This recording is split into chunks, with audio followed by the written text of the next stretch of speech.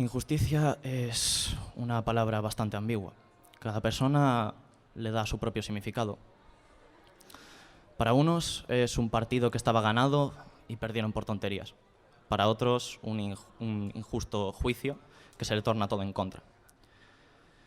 Para mí, empezó hace ya más de 7 años. La persona que más quería me saludó con un «¿Quién eres?». Y yo, inocente, creí que mejoraría, que pasaría, que... da igual, que mejoraría. Inocencia. La quería un montón, la acompañaba cada día, la abrazaba, la quería, pero al tiempo me cansaba, me dolía. Cada día que estaba allí era un sufrimiento. Así que los besos, los cariños se tornaron en nada, en pasar a otra habitación, en ignorarla. Fui hipócrita, lo sé, pero sin eso me hubiera muerto por dentro y lo necesitaba.